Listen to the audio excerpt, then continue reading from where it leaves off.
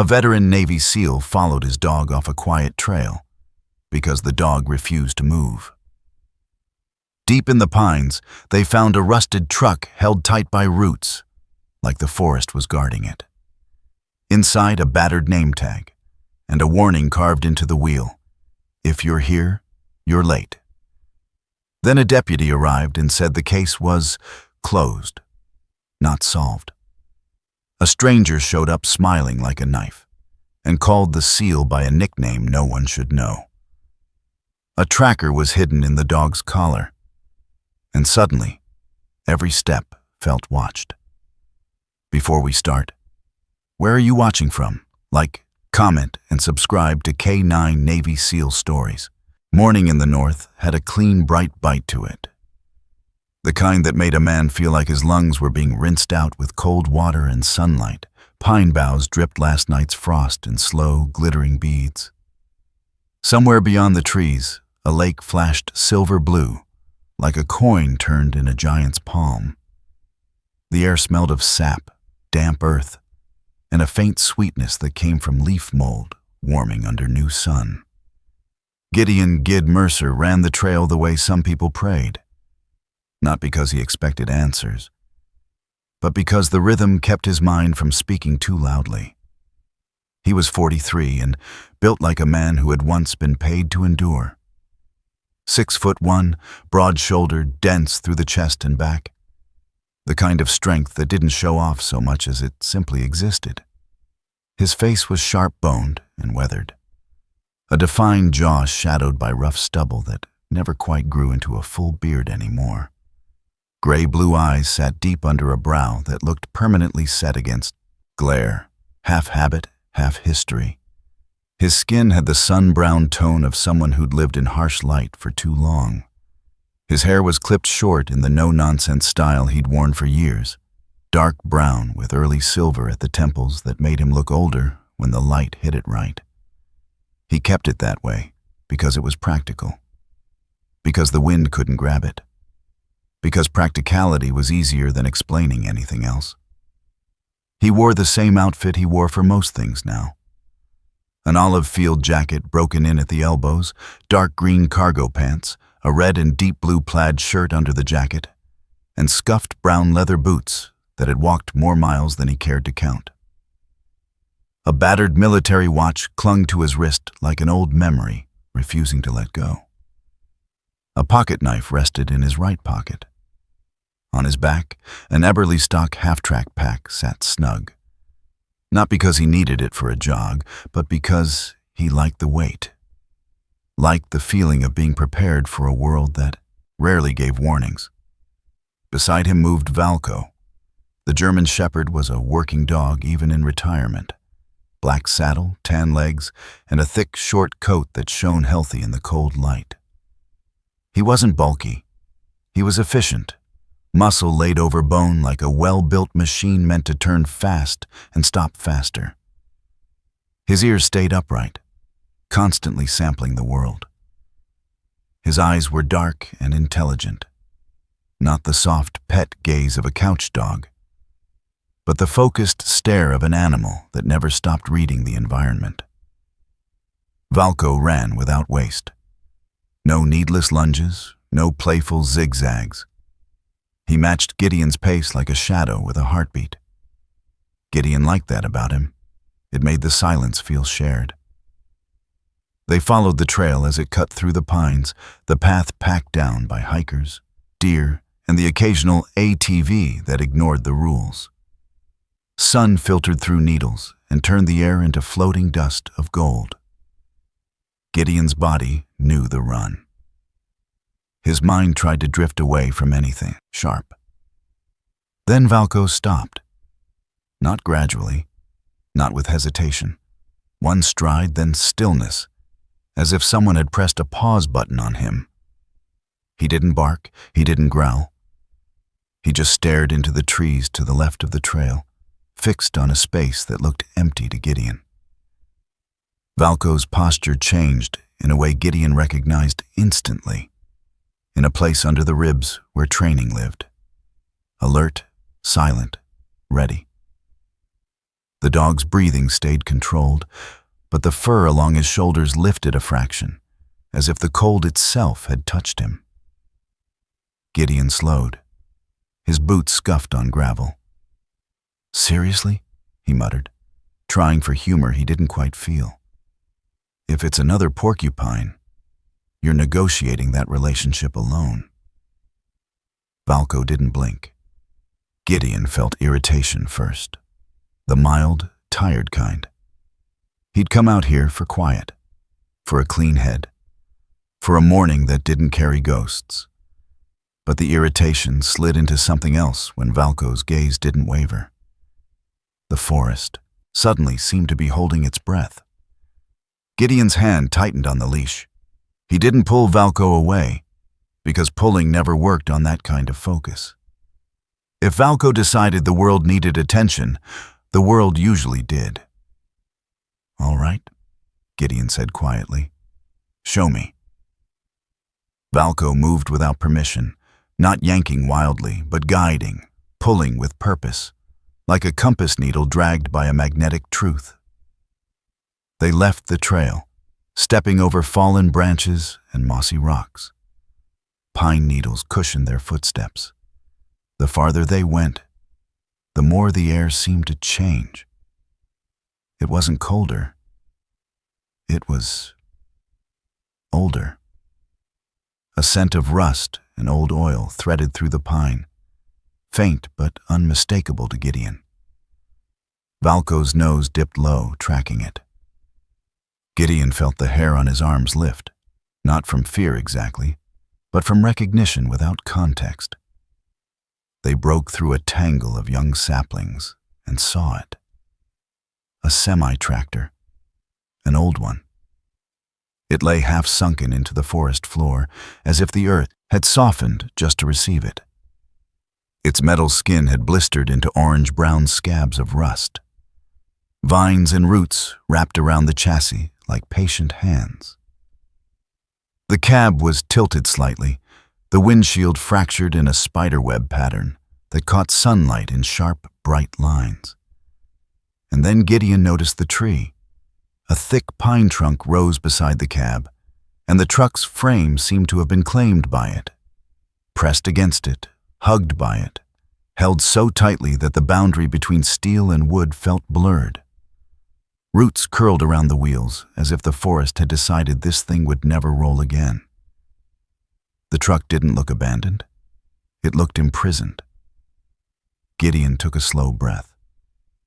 He could hear his own pulse. He could also hear a softer sound, the whisper of wind moving through the cab, pushing vines, making them shift in small, rhythmic motions.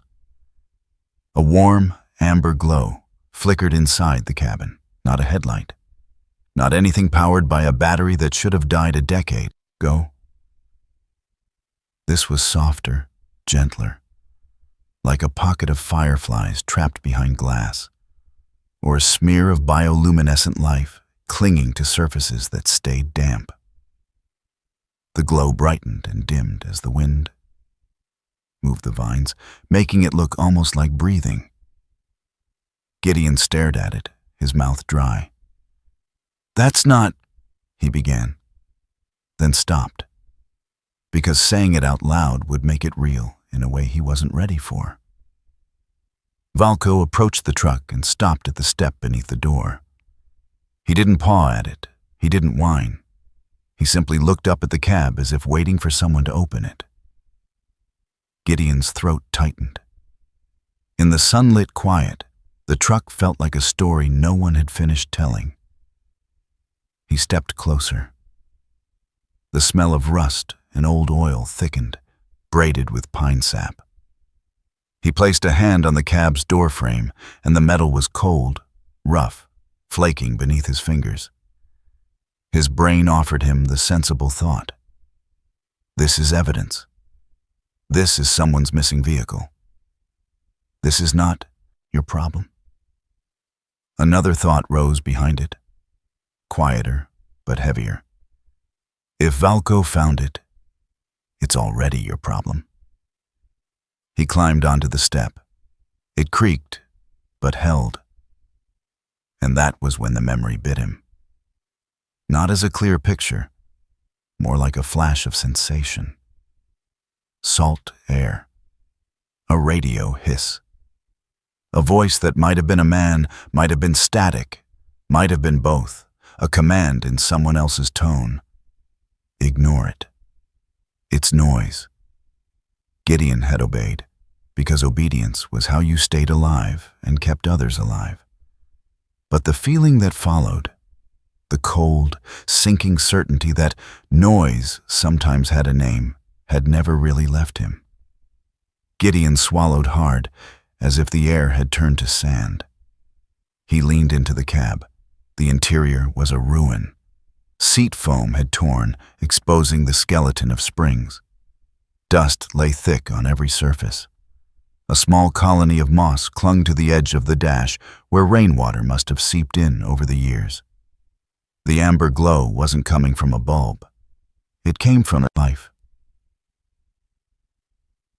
Tiny points of light nestled in damp corners, shimmering faintly like fallen stars that refused to go out. Gideon's gaze drifted to the steering wheel.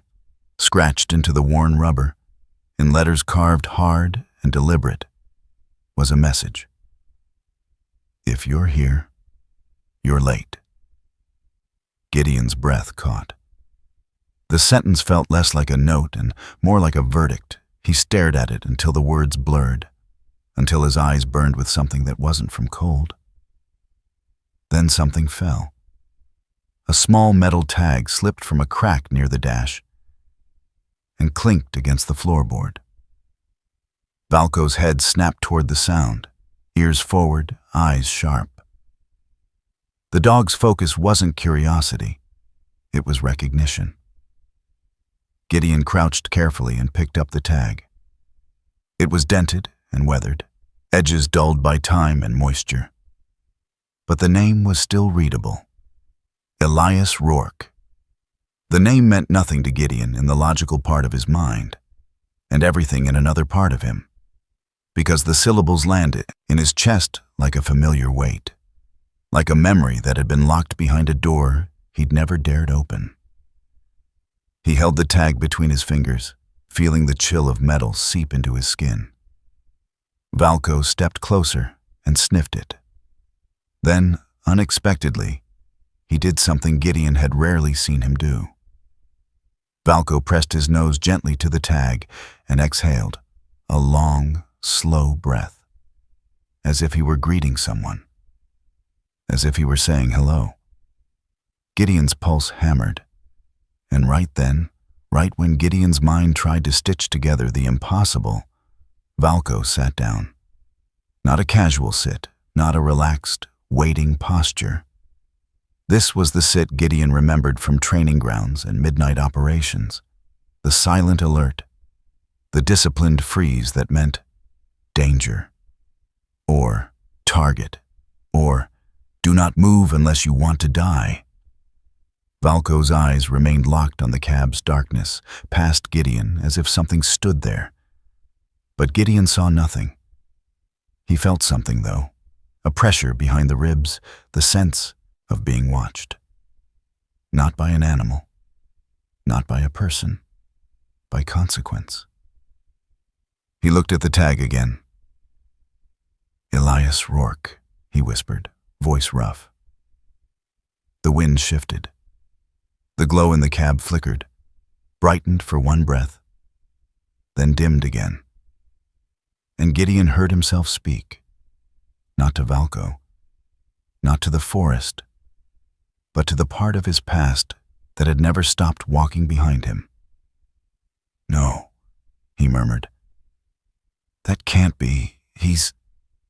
The sentence cracked before it finished, because the carved message stared back at him from the wheel like an accusation that didn't need a witness. If you're here, you're late. Valco didn't move, didn't blink, only watched.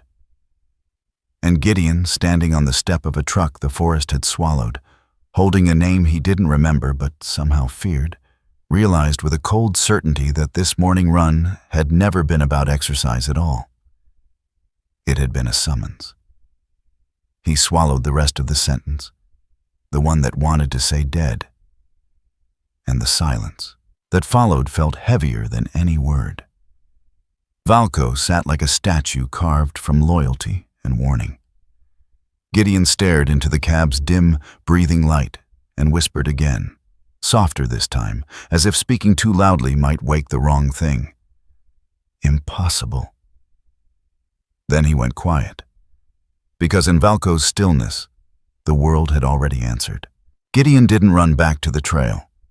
He walked, slow, deliberate, like a man carrying something fragile that could shatter if he moved too fast. Valco stayed close at his left knee, not pulling now, not urging. The dog's body had shifted into a steady, working calm, as if the forest had handed him a message and he was waiting for Gideon to decide what to do with it. The metal tag felt heavier in Gideon's pocket than it had any right to. Names did that sometimes. They became weights. They became anchors. They became ghosts with paperwork. By the time they reached the trail again, Gideon's breath had settled, but his mind hadn't. The lake flashed through the trees like nothing in the world had changed. Sunlight still fell in clean stripes across the dirt path. Somewhere a bird called, bright, ordinary. It made Gideon angry in a way he couldn't explain. He checked his watch out of habit. The second hand swept smoothly, indifferent. He pulled out his phone and stared at the screen for a moment before calling. His thumb hovered over numbers he hadn't used in months. He didn't like involving anyone. He'd spent years trained to solve problems with the smallest footprint possible. But this wasn't a problem that ended with a single decision. This was a problem that multiplied. When the dispatcher answered, Gideon kept his voice even.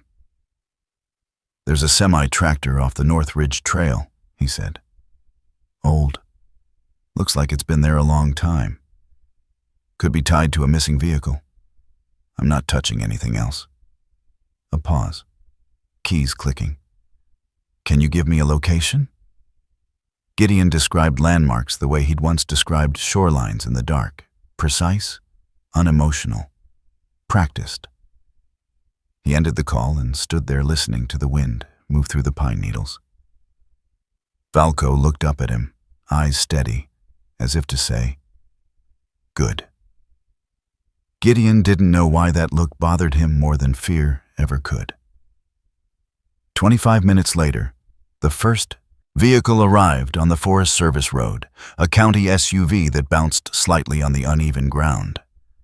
It stopped in a cloud of dust and sunlight. Deputy Cole Harker climbed out. Cole was in his late 40s, tall but not imposing, with a lean build that suggested he'd once been athletic and had slowly traded workouts for coffee and paperwork. His face was narrow, his cheekbones pronounced, and his jaw carried the kind of stubble that wasn't fashion so much as fatigue. His eyes were a tired hazel, soft until they weren't. The man wore a sheriff's department jacket unzipped over a plain shirt, and his movements had the cautious economy of someone who'd learned long ago not to waste energy on drama. He nodded at Gideon like they'd spoken 100 times, even though they hadn't. "Mercer," Cole said. "You all right?"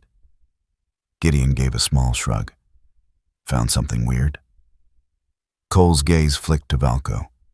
His expression changed, just a shade barely visible, like a man recognizing a tool and the kind of trouble that tool often invited. "K9?" Cole asked. "Retired," Gideon answered. Cole exhaled as if that was both relief and not. A second vehicle arrived behind him, marked with a Forest Service emblem. A woman stepped out and shut the door with authority. Ranger June Halstead looked like she belonged to the landscape in the same way a granite boulder belonged. Solid, weathered, and not interested in excuses. She was mid-50s, broad-shouldered, with sun-browned skin and short hair tucked under a dark green cap. Her uniform was practical, heavy jacket, thick pants, boots meant for mud and ice, a radio clipped at her shoulder. When she walked, she didn't tiptoe around branches. The branches moved for her. June's eyes swept Gideon, then Valco, then the tree line, always scanning.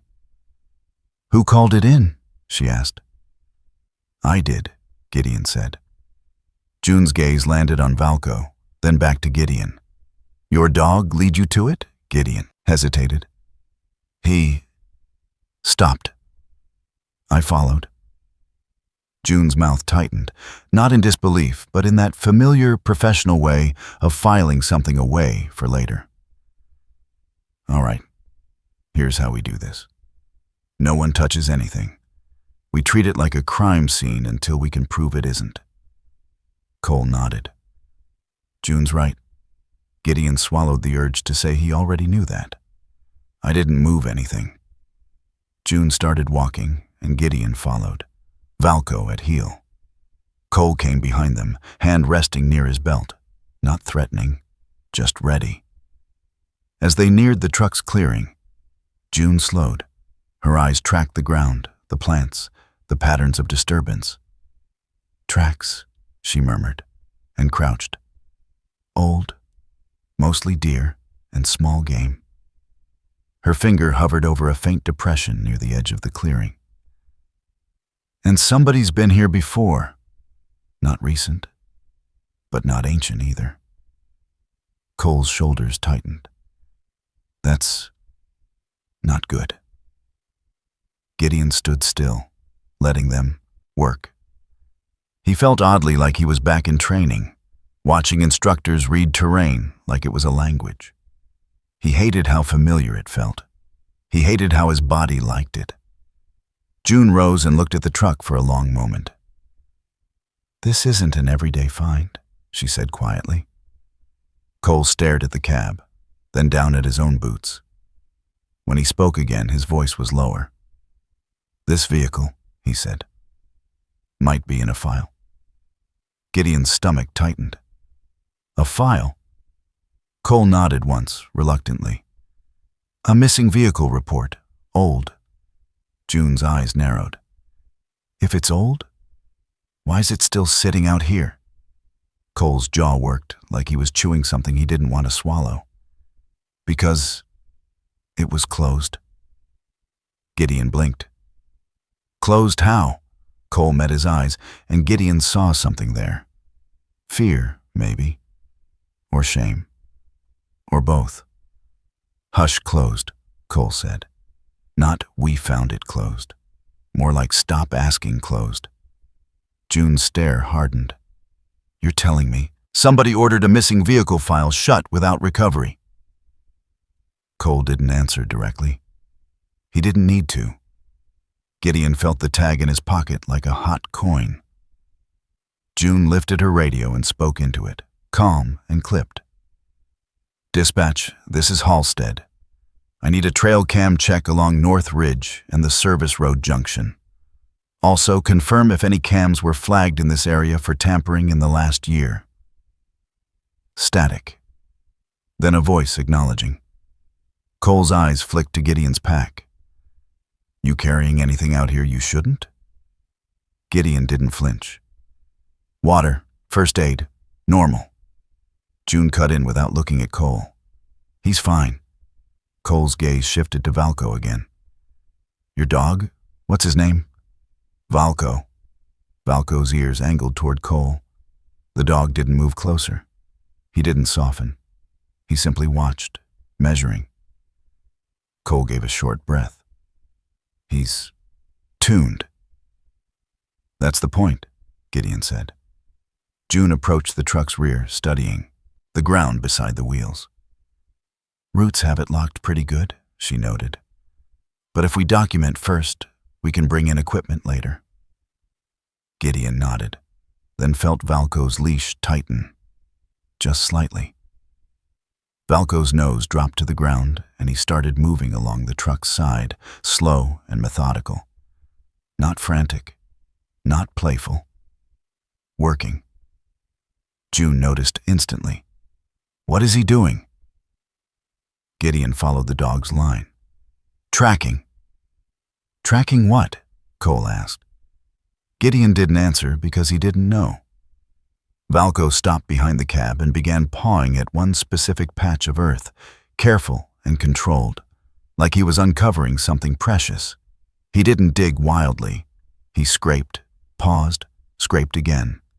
June's posture changed, alert, suspicious. All right. That's enough, she said, stepping closer. We don't disturb ground near evidence. Gideon held up a hand. He's not tearing it up. He's showing. June's eyes narrowed at Gideon, then at Valco. Dogs don't show. They react. This one shows, Gideon said quietly. Cole moved in, voice gentler than June's. Gid, we have procedures. I know you're trying to do the right thing, but if we mess up the scene... Gideon felt a flare of heat behind his ribs. Procedure. That word again. Procedure was what you hid behind when you couldn't admit you were afraid. He opened his mouth to snap back. Then Valco froze. Not the earlier sit. Not the alert posture. A full-body stillness, nose hovering inches above the dirt. His ears were forward. His eyes were locked on the exact place he'd been scraping.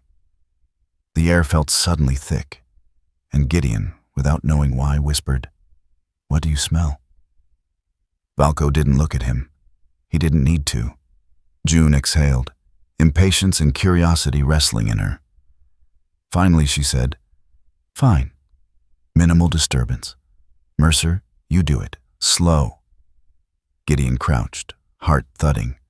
He pulled on a pair of gloves from his pack, the way a man puts on armor when he knows he's about to touch something that can change him. He scraped the soil carefully, using the flat of his knife handle like a tool instead of a weapon. Dark dirt gave way to damp clay, then to something hard, metal. He eased it free and lifted it into the light. A black nylon collar, stiff with age, its buckle corroded, the fabric stained by time. June leaned in. Cole's breath caught. On a small engraved plate, the letters were worn but readable. E. Rourke, Handler. Gideon's throat tightened. Cole's face went pale in a way that had nothing to do with sunlight. June swore under her breath. "That's K9 issued." Cole stared at the plate like it was a live wire. "We need to log this. Photograph. Bag it." Gideon held the collar carefully, as if it might break into dust. Valco sniffed once, then pressed his nose to it. Gentle, reverent. June watched that, and for the first time her hard expression softened by a fraction. He recognizes it. Gideon didn't answer, because the truth was stranger. Valco didn't look like he recognized an object. He looked like he recognized a person. A new vehicle arrived not long after, a dark sedan that seemed out of place on a Forest Service road. It stopped too carefully, tires avoiding potholes as if the driver cared about appearances, even out here. A woman got out and shut the door with a sharp, controlled motion. Lena Rourke looked like winter given human shape. She was in her early 30s, average height, slender but not fragile. Her coat was dark navy, fitted and clean, the kind of coat meant for city sidewalks but worn here like stubborn armor. Her hair was a deep brown, pulled back tight. Not for fashion but for control. Her skin was pale with a hint of pink from cold, and her eyes, dark, intense, held the kind of grief that had long ago burned past tears into something harder. She walked toward them without hesitation, boots sinking slightly in the damp earth. Her gaze went straight to the collar in Gideon's hands. "Where did you get that?" she asked. Her voice was steady, but the steadiness had cracks in it, like ice over running water. June stepped forward, protective. "Ma'am, I'm Ranger Halstead. We're securing a potential scene. Are you Lena Rourke?" Lena's eyes flicked to June's badge, then back to Gideon. Yes. Cole cleared his throat. Lena, don't, Lena snapped, and the single word carried years of swallowed anger. She looked at Cole like she'd learned not to trust uniforms. Then she looked at Gideon. Her eyes moved over him, the military cut, the weathered face, the quiet posture that wasn't relaxed so much as controlled. Her gaze settled on Valco, and something in her expression faltered. Not softened, but shifted. That dog, she said quietly. Where did you get him? Gideon's voice came out low. He was assigned to my unit later. After I left active duty, I took him when he retired. Lena's jaw tightened. Assigned, like equipment. Gideon felt the sting because it wasn't fully wrong. He's not equipment. Valco stepped forward half a pace and sat. Not the alert sit, but a calm, grounded sit. He looked up at Lena, steady and direct.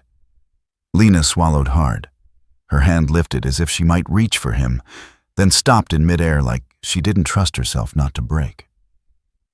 That collar, she whispered, staring at the plate. My brother wore one like that on his belt, like a reminder, like proof he mattered to someone. Gideon's chest tightened. Your brother was Elias. Lena flinched at the name. Was, she echoed, and that single syllable carried a whole funeral. June intervened, brisk. We're still processing. We can't confirm anything yet.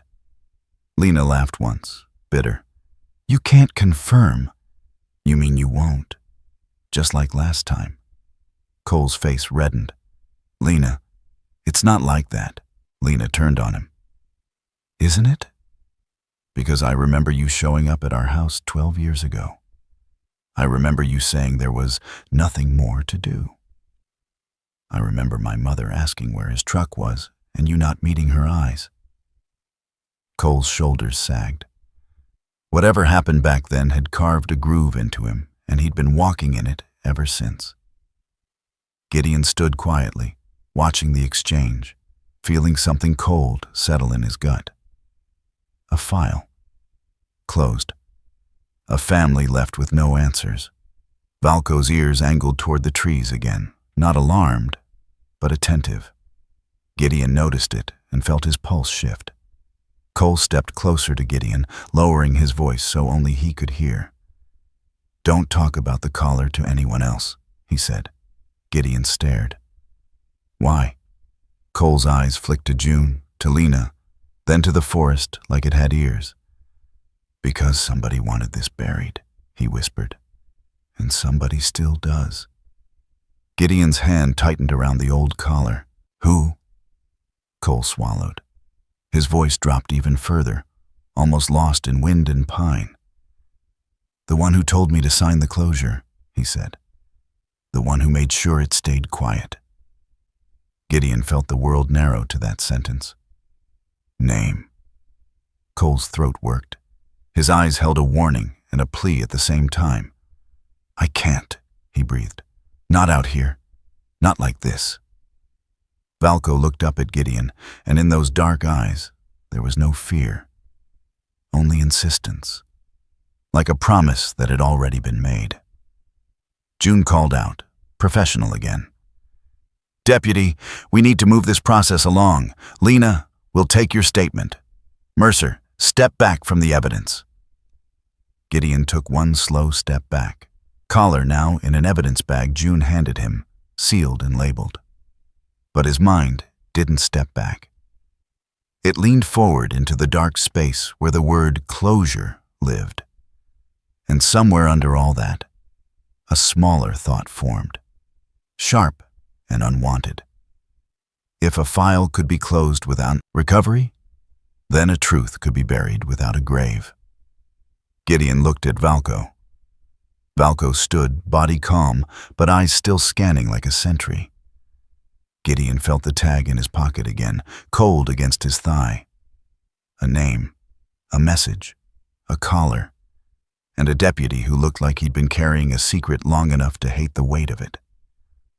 Cole met Gideon's gaze one last time and mouthed, barely audible, "Be careful." Then he turned away, shoulders tense, as if he'd just stepped across a line he'd avoided for 12 years. The town library sat at the edge of Main Street, like it had been built to survive winters and secrets. Its brick walls were dark red, almost brown in the cold light, and the windows reflected pine trees and sky, as if the building couldn't decide whether it belonged to the town or the forest. A small flag snapped gently in the breeze. The world outside looked normal. Families passing with coffee, a pickup rolling by, the faint sound of a snowplow parked somewhere out of season. Gideon Mercer hated how normal it all looked. He came in with Valco at his side, leash short. Not because Valco needed it, but because Gideon needed something in his hand that felt real. The metal name tag in his pocket felt like a stone in his stomach. The memory of Deputy Cole's warning rode between his shoulder blades like a cold draft. Somebody wanted this buried. Gideon had buried enough things in his life. The problem was that buried things always found a way to rot. A bell chimed softly as the door opened. The air inside smelled of paper, dust, and lemon cleaner, an oddly comforting mix, like childhood and responsibility had made a truce. The library was warm compared to the outside, but Gideon still felt chilled. Behind the front desk, a woman looked up from a stack of returned books. Mars Bellamy, Martha on paper, Mars in practice, had the kind of energy that made quiet spaces feel awake without making them loud. She was in her late 30s, medium height, slim but sturdy, with warm brown skin and a mess of curly black hair pinned up in a loose knot that threatened to escape at any moment. She wore thick glasses that magnified her eyes just enough to make her expressions extra readable, and her cardigan looked like it had survived a decade of coffee spills and triumph. Her smile was easy, but her eyes were sharp.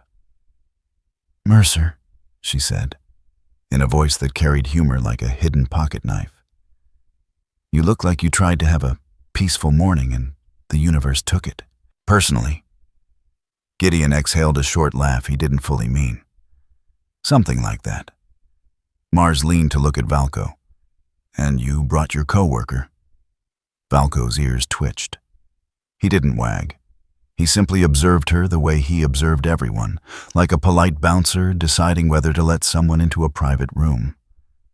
Mars' smile softened. "Hi, handsome. You're either very well trained or very judgmental." Gideon said, "Both." Mars waved them around the desk with a small, decisive motion. "Back room. You're not pacing the public stacks like a haunted lumberjack." They moved past rows of shelves and quiet study tables. Gideon caught curious glances from a couple of patrons, mostly because Valco's presence was hard to ignore. Gideon didn't care. He'd learned long ago that if you waited for people to stop looking, you'd never move. Mars led them through a door marked "Staff Only" and down a short hallway to a room that felt different from the rest of the library. This space had no cozy reading chairs or bright children's posters. It was all metal shelving, file boxes, and the stale smell of paper that had been handled too many times. An archive room, Truth's pantry. On the far wall stood a row of filing cabinets. Most were old, dull gray, with scratches and faded labels. One cabinet, however, looked wrong. It was the same style, but its lock was newer. Shiny brass, unscuffed, like a fresh bandage on an old wound. Mars pointed at it. That lock showed up last month. Gideon frowned. Libraries replace locks. Sure, Mars said, if they break, or if somebody wants to make sure nobody remembers where they put something. She crouched and ran her finger along the edge. This cabinet contains the old county miscellaneous files, the kind nobody asks about unless they're either bored or desperate. Gideon didn't like the word desperate. It sounded too much like the night his mind always tried to avoid. He asked quietly, "Can you open it?" Mars lifted her keys. "I can open anything in this building." Then, with a quick glance at his face, she added softer, "Sometimes I wish I couldn't." She unlocked the cabinet and pulled out a folder. The label was faded, but legible. North Star Freight. Incidents. Gideon's throat tightened. Mars slid the folder onto a table and opened it like she was performing surgery. Inside were photocopies of reports, handwritten notes, old memos. Many pages looked like they'd been handled, copied, and returned more than once, as if the same question had been asked repeatedly and never answered the same way twice. Gideon's eyes caught on a torn page near the middle. Half the sentence was missing, but the remaining text sat there like a bruise. "Do not recover vehicle. Do not contact family." Gideon stared at the words until they began to feel less like ink and more like an order being spoken into his ear. Mars watched him. "You okay?" He nodded, even though he wasn't. "That's not normal." "No," Mars agreed. "It's not." She flipped deeper into the folder. The more she turned, the worse the story smelled, like bureaucracy had been used as disinfectant over something rotten. Gideon asked, "Who wrote that note?" Mars tapped the margin where a signature should have been. "That part is missing. Convenient, right?" A voice came from the doorway behind them, calm and professional. "It's not missing. It was removed." Ranger June Halstead stepped into the archive room, boots quiet on the linoleum. Her expression was stern, but her eyes carried a careful concern. She held a manila envelope under one arm, as if she'd brought more weather into the building with her. "I told dispatch I'd be here," June said to Mars. "I wanted this on record." Mars raised her hands. "Technically, everything in this building is on record. That's the whole point." June's mouth twitched, almost a smile. Almost. Then June looked at Gideon. "Deputy Cole is filing a preliminary report. He says you're cooperating."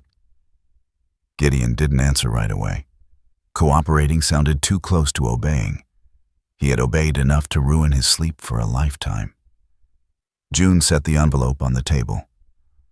"I brought a copy of the official closure notice." Mars's eyebrows lifted. "Closure notice?" June nodded.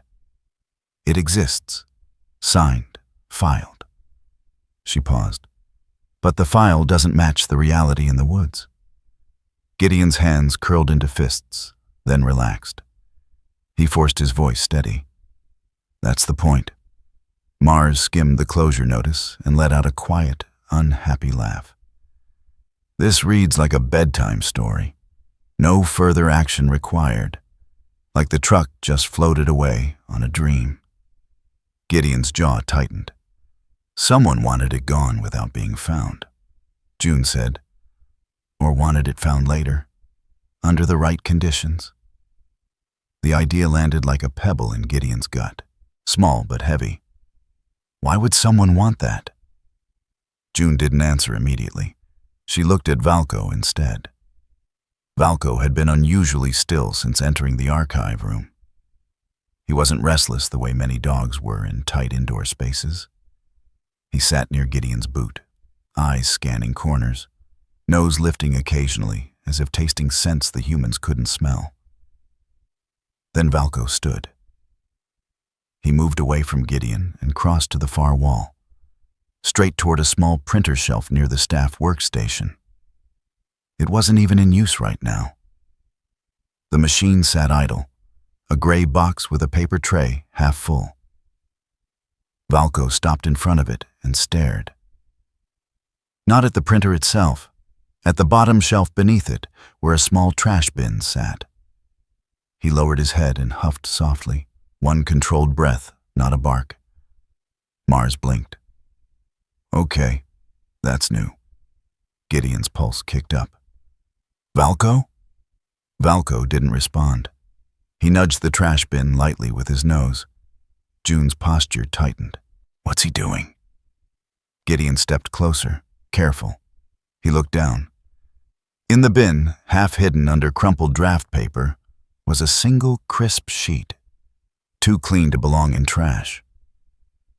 The paper's edges were sharp, like it had been placed there gently, not tossed. Gideon reached for it, then hesitated. Evidence. Procedure. He could hear Cole's voice in his head like a leash. June said, "Gloves?" Gideon pulled a pair from his pack, slipped them on, and lifted the sheet carefully. The words were printed in plain black ink. No letterhead. No signature. Just a sentence that made Gideon's stomach drop. He wasn't the driver. Mars went still. That wasn't there yesterday. June's eyes narrowed. And it wasn't printed from our system, Mars added, leaning forward to check the timestamp in the corner. This is recent? Gideon turned the paper over. Blank. June asked, "How would someone get this into the archive room?" Mars pointed upward. "Staff entrance is locked. Public entrance has cameras." June looked at the security monitor on the staff desk. "Then we check footage." Mars tapped the keyboard fast, fingers confident. Video popped up, hallways, doors, empty spaces. They rewound to the early morning. The hallway appeared on screen, silent and empty. Then the screen stuttered, a brief freeze, and the timestamp jumped forward. Exactly 1 minute gone. Not a glitch that blurred, not a camera that died. A clean slice. Gideon felt his mouth go dry. Mars whispered, "Somebody edited this." June's voice was controlled but sharp. "This isn't a ghost story. This is someone with access." Gideon stared at that missing minute on the screen, and something in his mind snapped back to a different missing minute. 12 years ago, maybe more. A radio hiss. A voice that might have been real. A decision that had lasted less than 60 seconds and haunted him ever since. He wasn't sure if he was angry at the person who edited the footage, or at the part of himself that understood exactly how easy it was to erase a moment. Valco suddenly stiffened, not in alarm, but in focus. His head turned toward the air vent near the ceiling. He lifted his nose and inhaled slowly, like a man smelling smoke from a fire that hadn't started yet. Then Valco walked, quiet, deliberate, back to Gideon, and pressed his muzzle against Gideon's jacket pocket. The pocket where Gideon had tucked the metal name tag. Valco held there, breathing once, twice, steady. Gideon froze. It wasn't a demand. It wasn't a warning. It felt like Valco was confirming something, as if the dog wasn't reacting to the paper or the missing minute anymore, but to the name Gideon carried. Mars watched the gesture, her humor gone. "He knows that tag matters," she said softly. June's voice lowered. "Or he knows someone else knows." Gideon's heart hammered as he looked down at Valco. The dog's eyes met his, dark, unwavering, painfully loyal. For one strange moment, Gideon felt like the forest itself had followed them into the library, quietly insisting that this wasn't over just because they'd moved indoors. And Gideon understood, with a cold clarity, that whoever was behind this wasn't just watching the truck. They were watching him. June broke the silence first. "We need an outside specialist," she said. "Someone who understands canine behavior and can check your dog for anything. Tracking devices, injuries, anything abnormal." Gideon's jaw tightened. "Valco's fine." June didn't argue. Fine dogs still get used. Mars nodded reluctantly. "There's a vet clinic 2 streets down.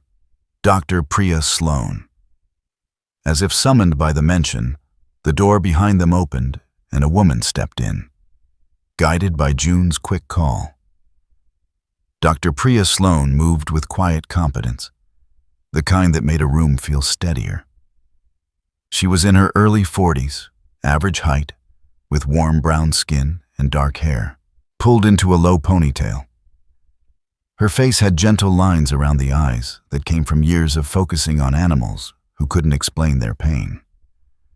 She wore a charcoal coat over practical clothes, and a small medical bag hung from her shoulder like she'd been halfway through her day when duty interrupted. Her gaze went straight to Valko, and her expression softened. Not into sentiment, but into professional respect. "This is Valko?" she asked. Gideon nodded. "Yes." Priya crouched slowly, letting Valko sniff her gloved hand first. Valko did, then sat again, calm but alert. Priya studied him the way a reader studies a sentence that might hide a second meaning. "He's disciplined," Priya said, almost to herself. "And he's carrying something. Not physically, emotionally. Dogs do that." Gideon felt his throat tighten. "He's a dog." Priya looked up at him, kind but firm. "And you're a man. That doesn't stop either of you from remembering, and his radio crackled softly, dispatch responding about the trail cam logs. June stepped aside to listen. Mars held up the printed paper like it might burn. "Someone planted this." Priya nodded. "Then your dog reacted for a reason. He's reading cues you don't see. Smell, stress, pattern." Gideon stared at the sentence again. He wasn't the driver. If Elias Rourke wasn't the driver, then who was? And why did that feel like it had something to do with Gideon's own missing minute? The staff door at the end of the hallway opened again. Lena Rourke stepped into the archive room without knocking this time. Her navy coat was dusted with cold air. Her hair was still pulled tight, her face still carved by grief and anger. But her eyes looked more awake now, sharper, like pain had turned into purpose. She saw the paper in Mars's hand. She saw Gideon's face. And she said slowly, each word controlled like a blade, "If Elias wasn't the driver." She stepped closer, gaze locked on Gideon as if she could peel answers out of him. "Then who put that truck in the forest?" she demanded. "And what does that make you?" Gideon's mouth opened. No sound came out. Lena's eyes narrowed, furious, hurt, desperate. "And don't tell me you don't know," she whispered. "Because the way your dog looks at you," her voice cracked for the first time, "it looks like he remembers something you're trying to forget." Gideon's breath caught. Lena's final words fell into the room like a stone into still water. "So tell me, Gideon, what were you there for?" And the question hung, unanswered, as the warm library air suddenly felt as cold as the woods. By late afternoon, the town looked like it had forgotten how to be afraid. Sunlight lay across the sidewalks in long, honey-colored strips. Snowmelt from earlier weeks had dried into pale stains along the curb. A couple of kids rode bikes in lazy circles near the diner, laughing like the world had never hidden anything in its woods. Gideon Mercer watched it all from the library steps with the same expression he wore when storms rolled in over open water, calm but braced. Valko stood at his side, leash slack but present.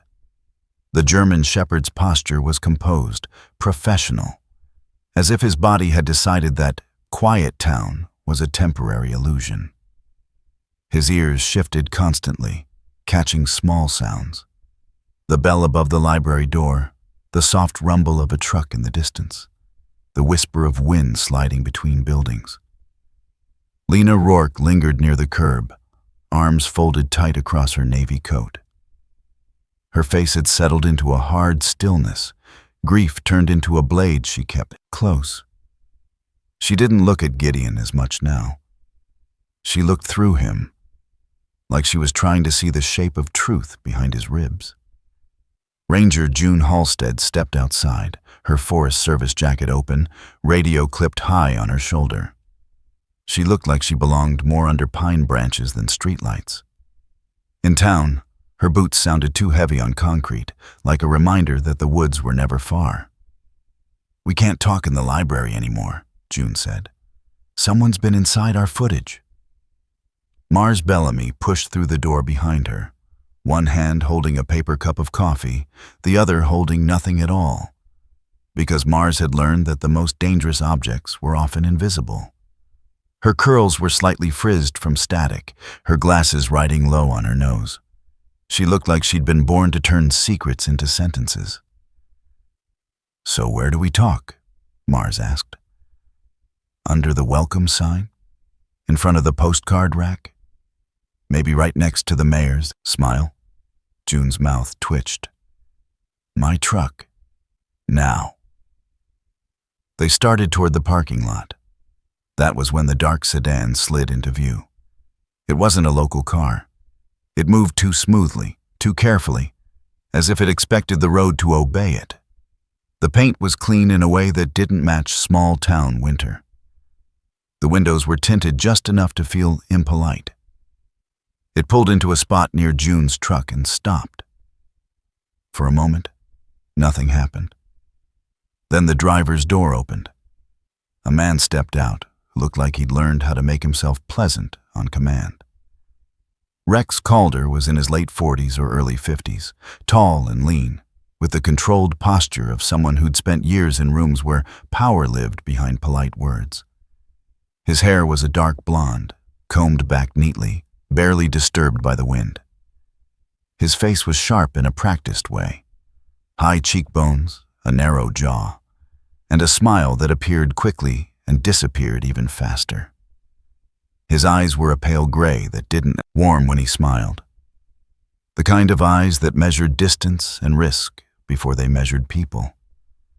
He wore a dark coat cut clean at the shoulders, gloves thin enough to be stylish and functional, and shoes that looked too new for the gravel lot.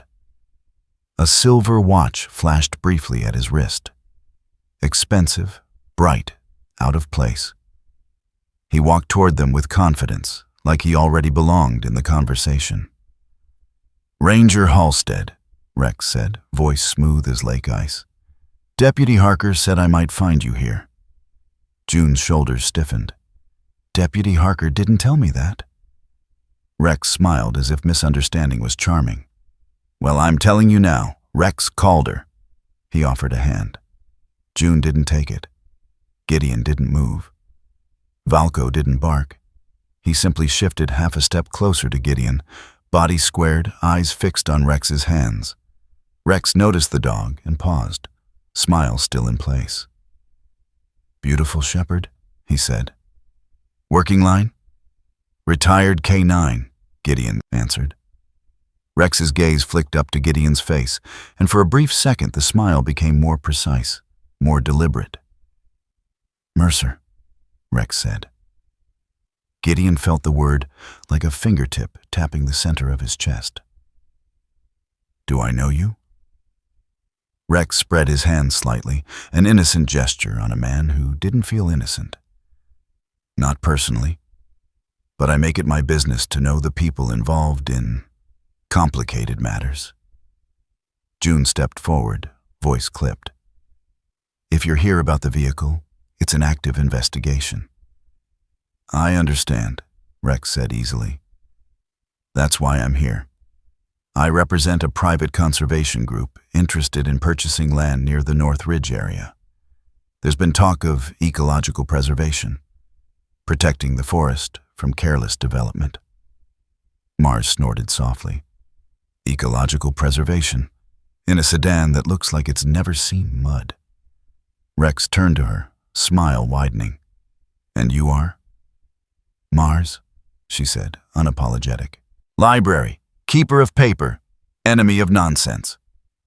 Rex chuckled once, a sound that didn't reach his eyes. Charming. June's tone sharpened. That area isn't for sale.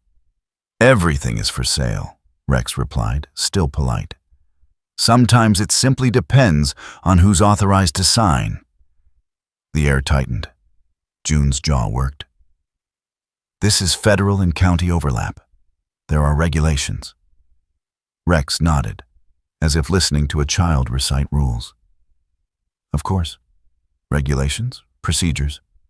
He said the words like he'd tasted them before and found them bland. I'm not here to break rules, Ranger. I'm here to streamline a solution. Lena's voice cut through, cold and direct. What kind of solution involves a missing man and a truck swallowed by trees? Rex looked at her with mild interest. You must be Ms. Rourke. Lena's eyes narrowed. And you must be the kind of man who knows too much. Rex's smile softened, almost sympathetic. I know, enough to want everyone to move on. Gideon felt his hands curl slowly at his sides. He disliked the word move on. It was what people said when they meant shut up. Rex's gaze returned to Gideon, and that's when he did it. Casual, effortless, like dropping a coin into a fountain. Gid, Rex said. The nickname landed like a slap. Gideon didn't blink, but something in his chest went cold. He had not introduced himself as Gid, not in this town, not to anyone here. June's eyes snapped to Gideon, then back to Rex. How do you know that name? Rex's smile didn't change, but his pupils tightened slightly, like a man pleased with his own leverage. People with backgrounds like Mr. Mercer's leave trails, not the kind you hike, the kind that show up in paperwork. Gideon's voice was low. You don't have paperwork. Rex tilted his head. No? Valco's ears rose, and the dog's mouth tightened. He wasn't snarling, but his lips drew back just enough to show a hint of tooth. An understated warning that made the hair at the base of Gideon's neck lift. Rex noticed. He took one careful step back, still smiling. Relax. I'm not here to threaten anyone. Mars raised her coffee cup slightly. You just threatened us with the word paperwork. That's the worst kind. Rex laughed, a smooth sound that felt rehearsed. Fair point. Then his attention shifted again, subtle as a shadow sliding. He looked past Gideon, past June, toward the street. A county SUV rolled by slowly. Deputy Cole was inside, hands tight on the wheel. His eyes flicked to the group, especially Rex, then away too quickly, like a man pretending not to see smoke. Rex watched the SUV pass with mild satisfaction. Gideon caught it. That tiny exchange, a glance that said, "We've spoken." June caught it too. She straightened, her voice turning colder. This conversation is over. If you want to submit an offer, you do it through the county office. Rex nodded as if agreeing, but his eyes stayed on Gideon. I will. But I wanted to speak to Mr. Mercer first. Gideon didn't move. Why? Rex's smile sharpened. Because he found the truck. And because he's the sort of man who thinks doing the right thing matters more than following orders. Silence fell. Lena's gaze snapped to Gideon, half accusation, half confusion. Gideon felt anger flare, hot and clean. You don't know what I think. Rex's voice softened. I know enough. Then he did something small, but deliberate.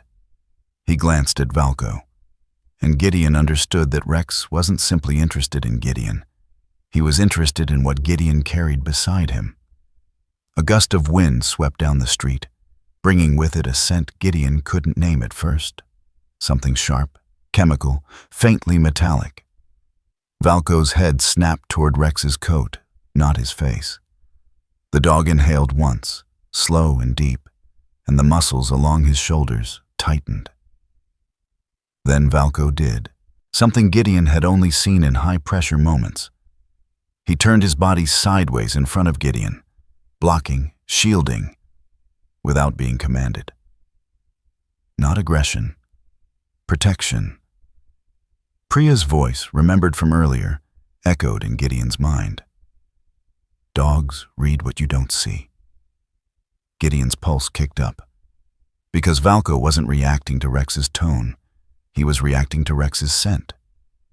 And Gideon realized, with a cold clarity, that Rex didn't smell like a man who just drove in from a city office. Rex smelled like something older, like oil and rust and the inside of a place where metal had been left to rot. Valco held that protective stance for one long breath, then settled. But his eyes never left Rex's hands. Gideon's mouth went dry. Whatever Rex was, he'd been closer to that truck than he was admitting. June broke the moment by stepping forward again. You need to leave. Rex lifted his hand slightly. Of course. I'm not here to disrupt. I'm here to offer an alternative. Mars muttered, an alternative to truth. Rex ignored her. His gaze stayed on Gideon. Mr. Mercer, Gid, if you care about your peace, you'll stop walking toward that clearing. Gideon's voice came out steady despite the heat in his veins. You don't get to tell me what to do. Rex's smile thinned. That's what I like about you. It's also what makes you predictable. Lena stepped forward, chin lifted. If you know so much, tell us. Was my brother the driver or not? Rex looked at her for a moment, and something almost human passed through his face. Almost pity. Your brother was a man caught between systems, he said. That rarely ends well. June's eyes flashed. You're not answering her. I am, Rex replied softly, in the only way that's safe. Gideon felt his fists tighten again. Safe for who? Rex's gaze locked with Gideon's, calm and invasive. Safe for the people who are still alive. That sentence hung like fog. Then Rex reached into his coat and pulled out a plain envelope. Not thick, not dramatic. Just ordinary enough to be terrifying. He placed it on the hood of June's truck, tapping it once with a gloved finger. A courtesy, he said. So you understand I'm serious. June didn't touch it. Mars leaned forward, curiosity battling caution. What's in it?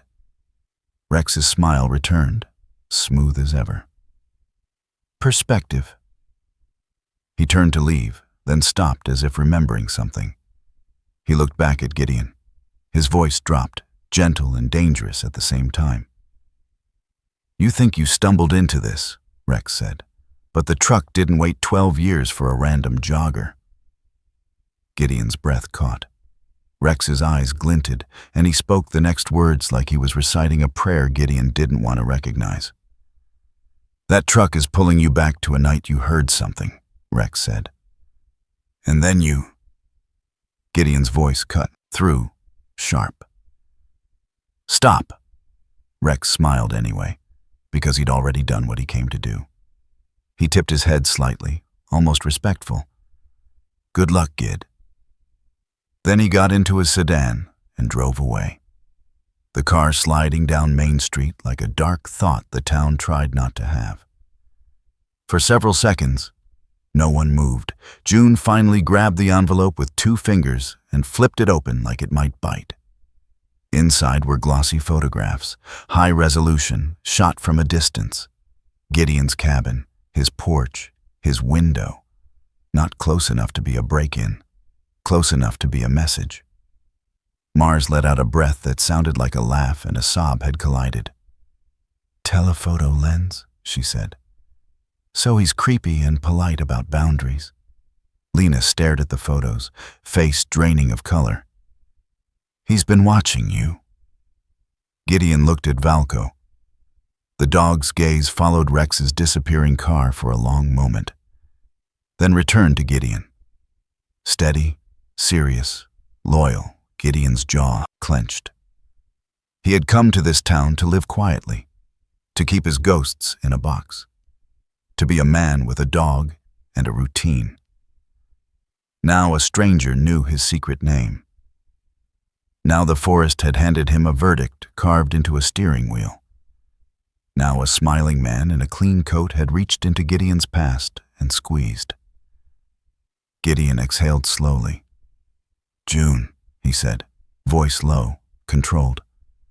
"We're not dealing with a land buyer." June nodded once. "No." Mars swallowed, eyes bright with fear she refused to show. "So what are we dealing with?" Gideon stared down Main Street where the sedan had disappeared, and the sunlight suddenly felt like it could cut. "A man who thinks he owns closure," Gideon said. Valco pressed closer, silent as a vow. And Gideon realized something else, something he didn't want to admit out loud. The hardest part wasn't that Rex was watching. The hardest part was that Rex sounded like he was right about one thing. The truck had not been an accident. It had been a summons, and Gideon, whether he liked it or not, had answered. Gideon didn't go home after Rex Calder drove away. Home felt like a place that could be looked at through a lens. Instead, he walked Valco down a side street where the town's friendliness thinned into practical quiet. The sun was still up, but the light had changed. Less golden, more slanted, like it was trying to leave without being noticed. Ranger June Halstead followed in her truck at a careful distance. Mars drove behind her, one hand on the wheel and the other gripping a coffee cup like it was moral support. Lena Rourke rode with Mars, stiff-backed and silent, her grief packed tight behind her ribs like a folded flag. They stopped in front of a modest building with a simple sign, North Pines Veterinary. Inside, the clinic smelled like disinfectant and dog shampoo, with a faint undercurrent of hay. It was bright and clean, the kind of place where pain was expected but not allowed to linger. A bored aquarium bubbled in the corner, as if even fish were required to behave. The front desk sat a receptionist with a cheerful face that didn't quite match the tension in the room. Her name tag read Tess in block letters. Tess was young, mid-20s maybe, freckled and quick-eyed, with strawberry blonde hair pulled into a high ponytail. She had the kind of smile you wore in a small town because it was safer than asking hard questions. But Gideon noticed her hands paused mid-typing when she saw Valco's posture. That wasn't the posture of someone's golden retriever. That was the posture of a professional. "Hi," Tess said carefully. "Can I help you?" June stepped forward. "We need Dr. Sloan. It's important." Tess's eyes flicked to June's uniform, then to Gideon's face, then to Valco again. "She's with a patient. I can see if she—" "Now," June said, not loud, just firm in the way that made no feel like an unsafe option. Tess swallowed. Okay, I'll let her know." Valco sat at Gideon's heel, calm but watchful. His ears rotated, absorbing the squeak of a kennel door, the soft murmur of a cat behind a curtain, the distant clink of metal tools. He looked like he was clocking exits and threats the way Gideon used to. Gideon hated how much that comforted him. Dr. Priya Sloan appeared a moment later, stepping through a door marked Staff with the same quiet competence she'd shown at the library. She wore a charcoal jacket and dark pants, her hair pulled back low, and her eyes carried the steady patience of someone who had seen fear in 100 animal faces and never taken it personally. She took in the group, June's rigid professionalism, Mars's anxious curiosity, Lena's tightly controlled hurt, Gideon's contained anger. And then she focused on Valco. Bring him to exam too, Priya said, voice calm, as if they were discussing vaccines and not a story that had teeth. In the exam room, Priya washed her hands and knelt, letting Valko sniff her glove before she touched him. Valko allowed it, but Gideon saw the subtle tension in the dog's shoulders. Priya's fingers moved with care along Valko's neck and collar, checking fit, pressure points, signs of irritation. Her expression shifted slightly, not alarm, but concentration. This is a tactical collar, she noted. Thick padding, lots of places to hide things. June crossed her arms. Hide what? Priya's gaze flicked up to Gideon. Have you noticed Valko acting watched? Restless, staring at doors? Gideon thought of the last 2 nights, Valko pausing at windows, Valko listening at midnight like the air itself was talking. Gideon had told himself it was old K9 habit. Now his stomach turned. I thought it was just him, Gideon admitted. Just instincts? Priya nodded once. Instincts are useful, but sometimes they're responding to something real. She unbuckled the collar carefully, laid it flat, and began to peel back the inside padding with a tool meant for delicate work. Mars leaned in. This feels illegal, June replied dryly. So does what's happening to our evidence. Lena said nothing. Her eyes stayed on Valko like she was seeing a living echo. Priya's tool paused. Then she extracted something no bigger than a fingernail, black, plastic, and unnervingly modern against the worn fabric. A tiny tracking device. Gideon felt his face go cold. Priya held it up between her fingers.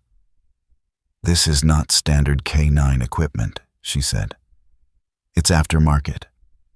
Whoever put this here wanted to follow him without you knowing. June's jaw clenched.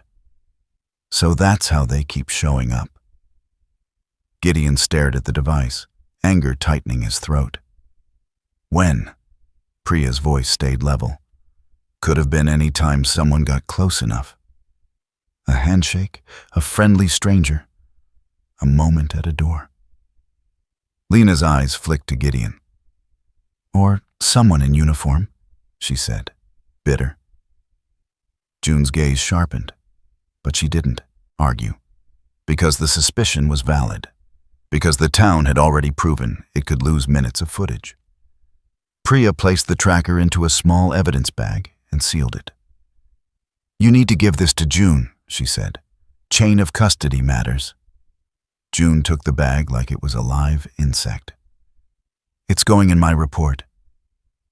Mars let out a shaky breath. So Valko wasn't being dramatic. He was being accurate. Gideon looked down at Valko. The dog sat steady, eyes alert, as if he'd been waiting for humans to catch up. Gideon's chest tightened with something complicated. Guilt, gratitude, and a strange kind of sorrow.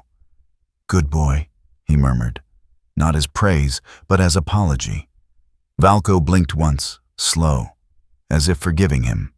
They left the clinic with the tracker bagged and Priya's warning in their ears. Assume you're being watched. Move like you are. Outside, the sky was still bright, but the wind had picked up, and it carried the smell of pine and distant water. World looked too beautiful for how ugly it felt. June checked her phone, scowling. Dispatch confirmed it, she said. Trail cam near the service road is gone. Not malfunction. Removed. Mars rubbed her arms. Who removes a trail cam? Besides teenagers and criminals. June's eyes were hard. Someone who doesn't want a record of who came and went. Lena's voice was low. Or someone who doesn't want the wrong person to be seen arriving. Gideon didn't answer. His mind kept circling the same thought. Rex had known his nickname. Someone had planted paper. Someone had edited footage. Someone had hidden a tracker in Valco's collar like the dog was a GPS unit instead of a living partner. And now the truck in the woods felt less like a discovery and more like a trap with a long fuse. June's truck led them back toward the forest road. This time, Gideon didn't jog into the trees like he owned the trail. He moved slower, eyes scanning, senses stretched. Valco matched him, body low with focused purpose, as if the dog understood that today the forest was not just scenery. It was a witness.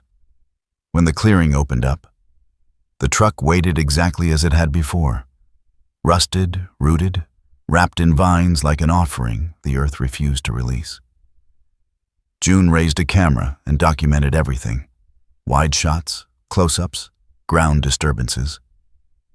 Mars took notes in her small notebook, her handwriting sharp and fast.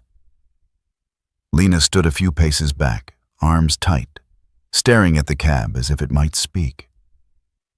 Priya was with them too now, though she kept herself just outside the perimeter, hands in pockets, eyes scanning Valco and the ground with a clinician's calm. Gideon approached the cab carefully. The amber glow was fainter in daylight, but still visible in the shadows.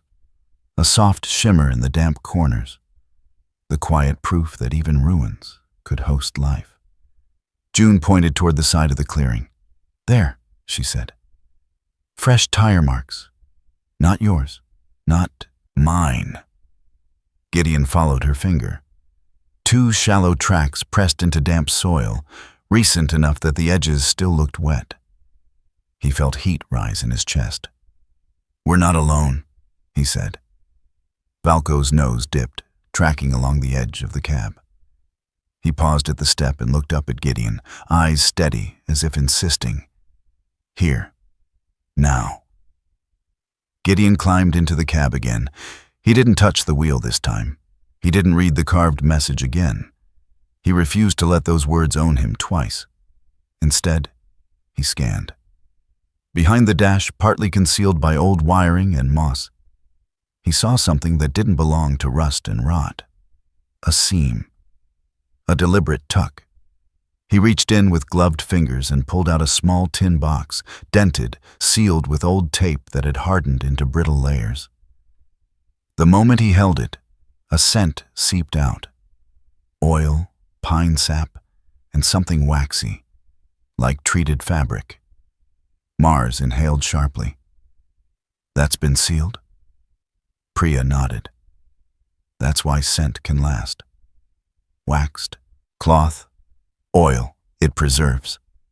Lena stepped closer, eyes wide. "Open it." June held up a hand. "Photograph first." Gideon waited while June snapped pictures, then carefully pried the lid. Inside was a piece of waxed canvas, folded tight. Beneath it, an old photograph, edges curled but intact. The photo showed a man in a trucker cap, standing beside a German shepherd. The dog's face, strong muzzle, alert eyes, ears sharp, looked uncomfortably familiar. It wasn't Valco, but it could have been Valco's reflection in another life. Lena's breath hitched. "Elias," she whispered. Gideon's pulse thudded. He didn't know Elias's face, but the name tag in his pocket suddenly felt like it matched the photo's gravity. Gideon flipped the photograph over, handwritten in firm, careful letters. "If you find this, follow my dog." Mars's voice was barely above air. "That's not a treasure note," she said. "That's a plea." Priya studied Valco. The dog had leaned in, nose hovering over the photo, inhaling slow. Then Valco sat, perfectly still, like a soldier at attention in a chapel. Gideon swallowed hard. He felt torn in 2 directions. One part of him wanted to turn back, to protect Valco, to end this before the world used the dog as bait again. The other part, the part Rex had named out loud, the part that still believed in doing the right thing, couldn't ignore what the tin box meant. Someone had expected a dog to lead someone here. Someone had trusted that instinct more than the system. Valko suddenly lifted his head and stared into the trees, not at the trail, not at June, not at the others. At a specific point between two pines where nothing moved. Then, slowly, Valko backed away from the cab and placed his front paw on the ground in a deliberate, measured motion, like a silent signal. Not a trained sit this time. Something older. Something personal. Gideon felt his breath catch, because Valko's expression wasn't alert, was listening. As if the forest had begun speaking in a language only a dog could hear. For a moment, Gideon forgot Rex. Forgot cameras, forgot the tracker. He only saw Valko, steadfast, serious, and understood a truth that made his chest ache. Valko wasn't chasing danger. Valko was chasing a promise. The moment passed, but it left a bruise of awe behind. June's voice snapped them back. "We need to secure that tin and photo. Now." Mars nodded quickly, scribbling. "We should also copy the handwriting. Compare it to anything in the file." Lena stared at the photo, eyes glassy. "My brother wrote like that," she said. Her voice wavered. "He used to leave me notes on the fridge. Same slant." Gideon carefully returned the items to the tin. June bagged it as evidence. A low sound rolled through the trees. Not thunder. An engine. Far away, but coming closer. June's head snapped up. She looked toward the service road. "That's not my truck." Mars's eye widened. "We didn't pass anyone." Priya stepped back instinctively, positioning herself behind June without thinking. Lena's hand clenched into a fist at her side. Valko rose, body tense, ears forward. Gideon's blood went cold, but his mind became strangely clear. June pointed at the fresh tire tracks again. "They're not old," she said. "They're for now." The engine sound grew louder, still distant, but approaching. Gideon looked down at Valko. The dog's eyes flicked to Gideon's face, steady, unwavering, waiting for direction. And Gideon realized that for the first time in a long time, the choice wasn't about following orders. It was about choosing what to protect. He tightened his grip on the leash and spoke quietly, more to himself than anyone. "Stay close." Valko didn't need the instruction, but he obeyed anyway. The engine sound grew from a distant purr into something with shape. An approaching presence that didn't care how quiet the forest wanted to be. Gideon tightened his grip on Valko's leash and shifted his stance the way his body remembered from other places. Feet planted, weight balanced, breath controlled. His olive field jacket creaked softly at the shoulders. Beside him, Valko stood tall and still. Black and tan coat sleek against the pale forest light, ears forward like twin blades, eyes fixed toward the service road. Ranger June Halstead raised a hand, signaling everyone to stay inside the clearing's boundary. Her voice was low, but hard. "No hero moves. We document, and we don't escalate." Mars Bellamy swallowed, fingers white around her notebook. Lena Rourke hovered near Mars, her navy coat pulled tight as if she could keep grief and fear from leaking out. Dr. Priya Sloan stood just behind June, shoulders squared, calm in the way surgeons were calm, because panic never healed anything. Gideon's gaze traced the fresh tire marks again, then the edge of the trees. Whoever was coming had driven close, stopped, and walked in. That meant confidence. Or authority, or both. A vehicle door slammed somewhere beyond the pines. Then came footsteps, crunching needles, snapping small twigs with deliberate care. Someone trying not to sound like a threat, which always meant they were. Rex Calder stepped into the clearing like he belonged to it. In daylight, he looked almost reasonable. His dark coat was clean, his gloves were on. His hair still sat neatly combed back. He carried that same controlled smile, the one that never warmed his pale eyes. But Gideon could see something else now, a practiced patience, the kind that came from men who didn't hurry because they assumed the world would eventually fold. Rex's gaze flicked from June to Mars to Lena, then settled on Gideon and Valco. "Well," Rex said lightly, as if they'd run into each other at a farmer's market, "this is either dedication or stupidity." June didn't move. "You're trespassing near an active scene." Rex spread his hands. "I'm here to prevent mistakes. A lot of people get hurt when they chase truth without understanding the rules." Gideon's jaw tightened.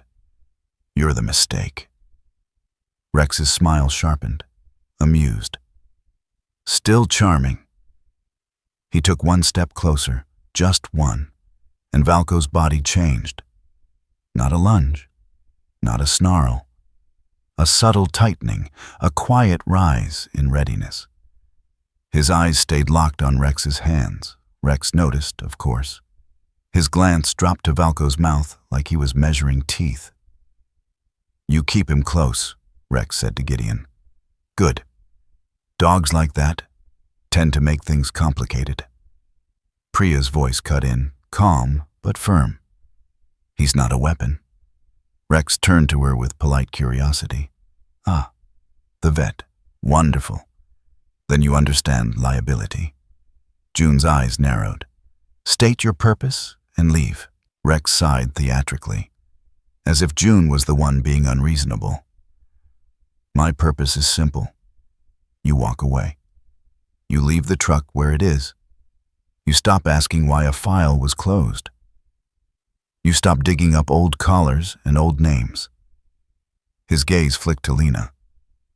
"You stop reopening grief." Lena's voice was ice. "You don't get to tell me what to do with my grief." Rex's expression softened into something almost sympathetic. Almost. "Grief is expensive," he said gently. "It costs jobs, families, peace. Sometimes it costs more." Gideon felt the urge to step forward, to end this with the kind of decisive violence his body still knew.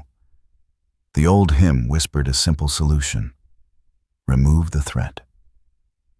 But Gideon looked down at Valco. The dog stood steady, loyal, and silent. He wasn't begging for permission to bite. He was waiting for Gideon to choose what kind of man he was going to be. June held her ground. "We called this in. There are reports, photographs, chain of custody." Rex chuckled. "Chain of custody," he repeated, tasting the words. "How comforting. And where is Deputy Harker?" June's jaw worked. "That's not your concern." Rex's eyes gleamed. "It is, actually. Because people like Harker are predictable." He tilted his head slightly. "He'll do what he's told." Gideon felt a cold drop in his stomach. Cole had been there before. Now he wasn't. And Rex said it like he'd arranged the absence the way a man arranges chairs for a meeting. Mars spoke up, voice shaking but brave. "If you think you can scare us into silence, you're in the wrong library town." Rex looked at her, genuinely entertained. "You know what I like about you," he said. "You believe words are armor." "They are," Mars shot back. "They're also records." Rex's smile faded. "Records can be edited." June lifted her radio, but static hissed back, thin, broken. She frowned and tried again. Nothing. Rex raised his eyebrows. "Oh dear. Spotty coverage." Priya's eyes sharpened. She took one step closer to Valco, as if instinctively shielding him from whatever Rex was planning. Gideon's voice stayed low.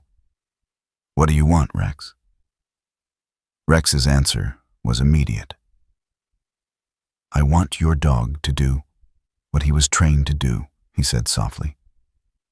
So I can prove you're dangerous. June stiffened. Excuse me? Rex stepped to the side, slow and careful, as if approaching a wild animal. A retired SEAL, he said, voice smooth. A powerful K9, a missing truck, a grieving family. It's a perfect headline if someone wants to bury a story under a bigger one. Lena's face went pale. You're sick. Rex shrugged lightly. I'm realistic.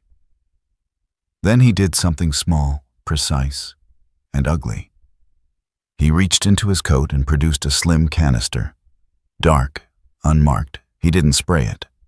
He simply held it at his side, angled so Valko could see. Valko's nostrils flared. His lips tightened. Gideon's stomach clenched. He recognized the shape. Not police issue, not standard. Rex smiled at Gideon. You know what it is, he murmured. June's voice sharpened.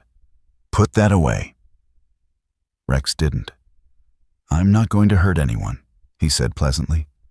I'm just going to create a situation where your dog chooses violence, and you pay for it. Gideon's blood went hot. Leave him out of this. Rex's eyes glittered. Then leave the truck. A tension hung in the air, tight as wire. Rex took another step. Valko's muscles coiled. Gideon's instincts screamed to unleash him. But Gideon didn't move, because he could see it now. The trap wasn't the spray. The trap was the moment after. The accusation, the paperwork, the headline, the removal of Valko, the erasure of Gideon's credibility so the truth would die in the mud. Rex's smile returned. Go ahead, he whispered. Give the order. Gideon's throat tightened. And then Rex flicked his wrist, not toward Valko, but toward Gideon. A small object arced through the air and bounced at Gideon's feet. A cheap plastic piece with a blinking red light. A tiny camera. It landed lens up. Recording. Mars gasped. He's filming. Rex's voice stayed calm. Of course I am. Public safety, he said. Look at the dog. Look at his handler. Look how unstable this could be. June shifted, trying to step between the camera and Gideon, but Rex angled himself so the lens still had a clear view. Gideon felt his lungs tighten. He was being framed in real time. Valko suddenly moved. Not forward, not at Rex. He stepped deliberately between Gideon and the little camera.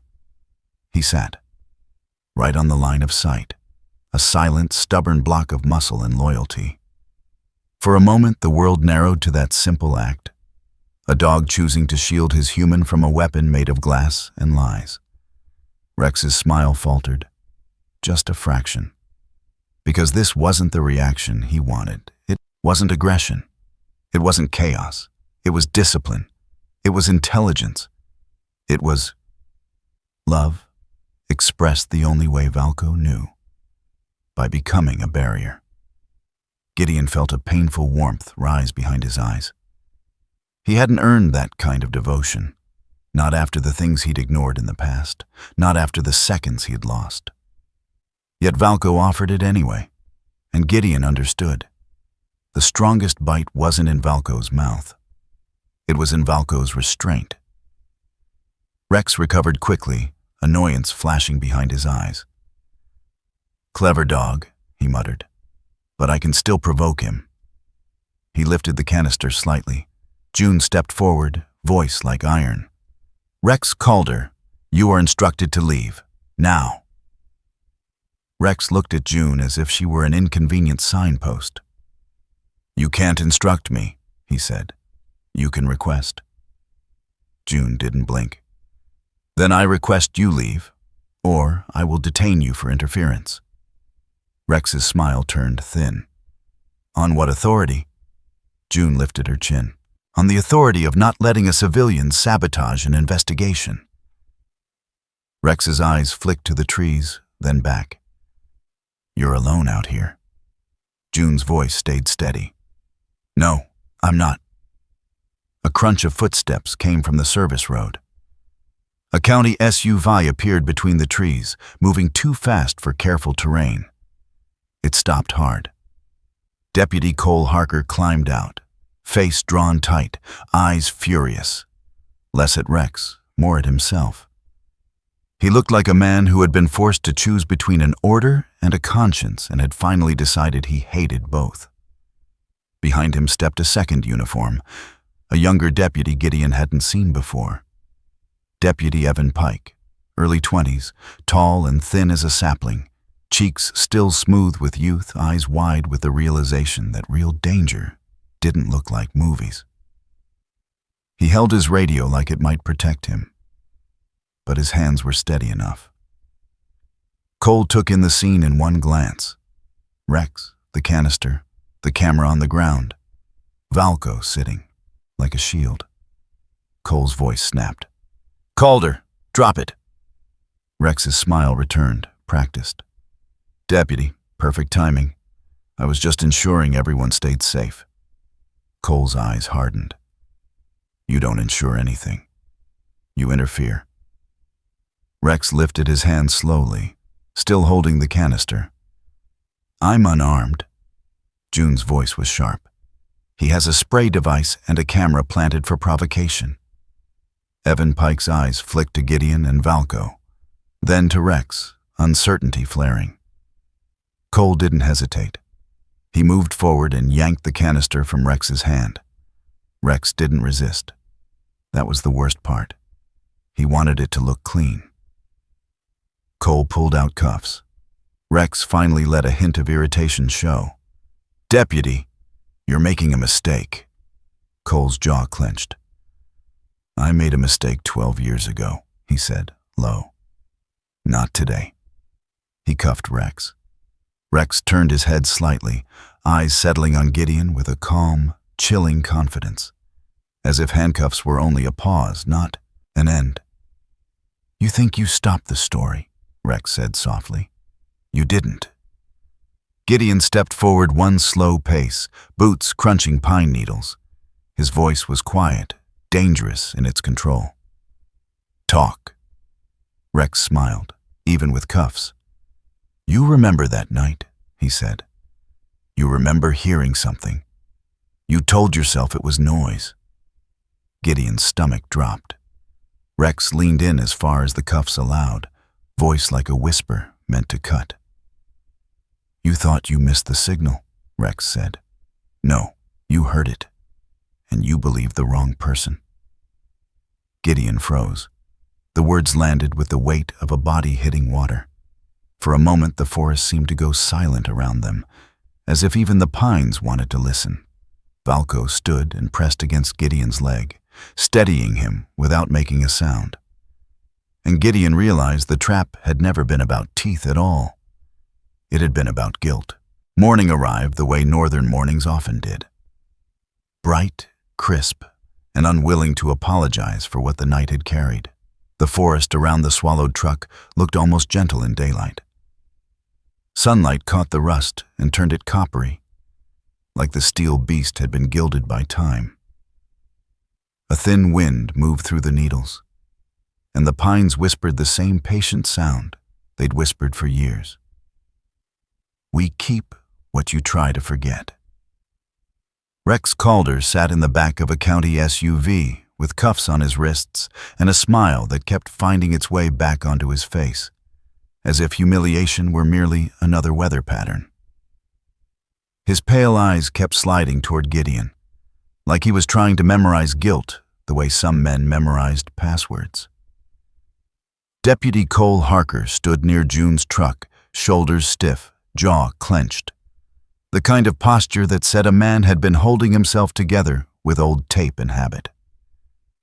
He looked older than he had yesterday, older in the way someone looks when the truth finally stops fitting inside their chest. Ranger June Halstead moved like stone and procedure, documenting, bagging, securing. Her hands were steady, her voice clipped, her gaze always scanning. She wasn't sentimental about justice. She was practical about it. Mars Bellamy hovered close, notebook ready, eyes bright with the kind of determined fear that turned librarians into warriors. Lena Rourke stayed a few steps away from everyone, as if she needed distance just to breathe. Her face was controlled, but her eyes were raw, grief sitting behind them, like a lake under ice. Valco remained at Gideon's side, calm and vigilant. The German shepherd's black and tan coat shone clean against the mossy ground, ears upright, expression focused. He looked less like a pet and more like a vow with fur. June approached Cole, voice low. "We're bringing Calder in." Cole nodded without looking at her. "Do it." June studied him. "Cole, you're shaking." Cole's hands were still, but something deeper in him trembled. He stared at the truck as if it were a courtroom and a grave at the same time. "I didn't think anyone would ever find it," he said quietly. Gideon stepped closer. "You knew it was out here?" Cole's breath hitched. "I knew enough." "Then tell me," Gideon said, voice controlled but tight. "Who closed the file?" Cole didn't answer right away. He looked toward Lena, then away, as if shame had weight and he couldn't lift it in front of her. His gaze found Valco and lingered there, like the dog's steady presence made lying harder. June's radio crackled with a clean voice this time. Coverage restored now that the moment for sabotage had passed. June turned away to respond, leaving Gideon and Cole in a pocket of quiet. Cole's voice dropped until it was almost swallowed by pine needles. "Not here," he said, "not with all of them listening." Gideon's eyes narrowed. "Then where?" Cole nodded toward the service road. "My SUV, 2 minutes." Gideon hesitated, then followed. Valco rose and walked with him without being asked. Inside the SUV, the air smelled faintly of stale coffee and winter coats. Cole shut the door and sat in the driver's seat like a man bracing for impact. Gideon stayed standing, broad shoulders filling the space, eyes steady as stone. Cole pulled a folder from the glove box. The paper looked old, but the ink on the signature line looked too clear, too confident. He slid it toward Gideon. "Closure order," Cole said. "The one you weren't supposed to see." Gideon's gloved fingers tightened around the page. His eyes scanned the words, official language dressed up like peace. Then he found the signature. Silas Ketter. The name hit Gideon with a strange, sour familiarity. Cole watched Gideon's face. "You recognize it." Gideon's jaw clenched. Ketter was logistics oversight in my world. Different badge, same power. Cole swallowed. He moved into county-level authority after. "A public safety coordinator," Cole said, spitting the title like it tasted rotten. "He's the one who told me to sign. He said it was above my pay grade." Gideon's eyes lifted. "And you did." Cole's throat worked. "I did." There was no excuse in the way Cole said it. Just fact, just confession. "Why?" Gideon asked, voice low. Cole's eyes glistened, just briefly, before hardening again. "Because that night," he whispered, "my wife was pregnant. And my daughter?" He shook his head. "A photo showed up on my porch, a picture of my girl at school, and a note that said, 'Do what you're told, or you'll learn what loss really is.'" The words hung in the SUV like cold breath. Gideon felt something twist in his chest. Not sympathy that erased anger, nothing that clean, but an understanding that made the world uglier and more human. Cole rubbed his face with shaking fingers. "I told myself I was protecting my family. I told myself it wasn't my job to fight people like Ketter. He laughed once, hollow. Then I lived 12 years with a closed file and an open wound. Gideon stared at the signature again. Silas Ketter. A man who could bury a truck and call it procedure. Valco shifted in the back seat and let out a soft, steady breath, like a reminder that time was still moving. Cole looked at Gideon, eyes wet and fierce. "I'm done being owned," he said. "If you go after him, I'll help, even if it costs me the badge." Gideon didn't speak right away. His mind wanted to sprint toward vengeance. His heart wanted to crawl backward into silence. Somewhere between those two impulses lived the man he was trying to become. Finally, he nodded once. "Then we do it clean," Gideon said. "Truth, not chaos." Cole exhaled like a man stepping out of a locked room. "Clean," he echoed. "For once." They stepped out of the SUV to a world still bright and cold. June was already directing the next steps with brisk authority. Rex was being transported. Evidence was being logged. Mars was taking careful notes for redundancy, as if paper could be a second witness. Lena stood apart, staring at the forest. When Gideon approached, she didn't turn at first. "She was right," Lena said quietly, voice tight. "My mother always said the woods keep what people try to hide." Gideon stopped a few feet away. "I'm sorry." Lena gave a short, humorless laugh. "People keep saying that like it changes the past." "It doesn't," Gideon admitted. "But it can change what happens next." Lena finally looked at him. Her eyes were red-rimmed, but clear. "My brother tried to do the right thing," she whispered. "And the system swallowed him." Gideon nodded toward the truck.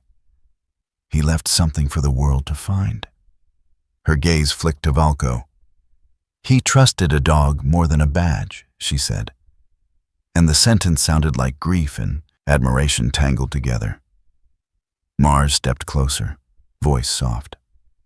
"Sometimes that's the wiser bet." June approached, face firm. "We can't exhume everything today," she said. "But we can do one thing. We can make sure the name doesn't stay buried." She looked at Lena. "You want a memorial?" Lena's breath caught. "Yes." June nodded. "Then we do it by the lake, public, witnesses, paperwork filed. No one can pretend it didn't happen." Ranger June Halstead believed in ritual the way she believed in road flares. Not because it was pretty, but because it kept people from walking into darkness unseen. By late afternoon, they gathered at the shoreline. The lake lay calm and glassy, reflecting the pale blue sky like a promise. Pines ringed the water like silent guardians. Sunlight bounced off ripples and threw moving patterns onto the sand. Mars had brought a small wooden stand from the library, something usually used for community notices. Today it held a simple, printed page with a name at the top. Elias Rourke. Below it, a brief paragraph of facts, carefully sourced, carefully worded. Mars's way of fighting erasure with ink. June stood nearby, hands clasped, posture formal. Cole stood a few steps behind her, face set, eyes carrying the weight of his decision. Priya stayed off to the side, watching Valco with a kind professional tenderness. Even Deputy Evan Pike lingered at the edge, young face solemn, as if witnessing this would shape the kind of officer he might become. Gideon held the tin box, now properly bagged and documented. June had cleared the release for the memorial to include one personal item, the old K9 whistle tucked inside. Lena stepped forward, and the wind lifted a few strands of her hair from its tight pullback, softening her for a moment into someone younger, someone who might have once laughed easily. She placed the old collar, E. Rourke, handler, on the stand beside the name. Her hands trembled as she let go. Then she looked at Gideon. "Do it," she said, voice barely more than air. Gideon nodded and lifted the whistle. It was small, metal, worn. It looked like nothing, and yet it felt like a key. He brought it to his lips. Valko's head lifted instantly, ears forward, eyes brightening with something like recognition and sorrow braided together. Gideon blew one short, clear note. The sound cut across the water, thin, precise, impossible to ignore. Valko stood perfectly still, as if the whistle had pinned his soul to the moment. For a heartbeat, nothing answered but wind and distant gulls. Then, faint, far, threaded through the pines, came a reply. A whistle, not loud, not close, but unmistakably shaped like the same call, echoing back as if the forest itself had learned the language. June's posture stiffened. Mars's eyes widened. Lena's hand flew to her mouth. Priya whispered, almost involuntarily, "That's not wind." Gideon didn't say impossible. He didn't say ghost. He didn't say anything that would cheapen the moment into superstition. He only watched Valko. The dog's eyes glistened. His tail stayed low, controlled, but his entire body leaned forward, like a compass needle pulled toward true north. Valko took one step toward the trees, then another. Gideon's heart hammered, not with fear, but with a strange, sacred urgency. He looked back at Lena, at June, at Mars, at Cole. People who had become witnesses to something bigger than a truck and a file. Then he looked down at Valko. The dog glanced up once, steady, inviting, certain, like he was saying, "Now." Gideon swallowed, the old ache rising in his throat, and spoke softly, not as a promise to anyone else, but as a vow to the version of himself that had once looked away. "This time," Gideon murmured, stepping forward after Valko, "I'm not late." And together, man and dog, they moved toward the pine shadows, where the answer waited in whatever form truth chose to take. Some stories end with answers. This one ends with something quieter, and maybe holier. Because if Gideon learned anything out there beneath the pines, it's this. Sometimes the miracle isn't a light in the sky or a voice from the clouds. Sometimes the miracle is a loyal dog who stops at the exact moment a man is about to walk past the truth. Sometimes it's the way God uses a creature without words to guide a heart that has forgotten how to listen. Maybe that's how heaven works in everyday life. Not always with thunder, not always with instant justice, but with small mercies that keep showing up until we finally turn around. A warning we can't explain, a feeling we shouldn't ignore, a second chance that comes disguised as an ordinary morning. So if you're watching this and you've been carrying something heavy, something you've tried to bury under routine and I'm fine, let this be your reminder. God doesn't waste pain. He can turn regret into redemption and silence into truth. And when it's time to do the right thing, you will not be alone. Sometimes help arrives on 4 paws. Sometimes it arrives as courage you didn't know you still had. If this story touched you, share it with someone who needs hope today. Tell me in the comments, have you ever felt a moment where you believe God was guiding you, even in a small, everyday way? I read your words, and this community learns from each other. And if you want more K9 Navy SEAL stories, more faith, more courage, more loyalty that feels like a gift from above, please subscribe and stay with us. It helps the channel grow, and it helps these stories reach the people who need them most. May God bless you and your family. May He protect you in the storms you can't see coming, comfort you in the losses you didn't choose, and lead you step by step, toward peace. Amen.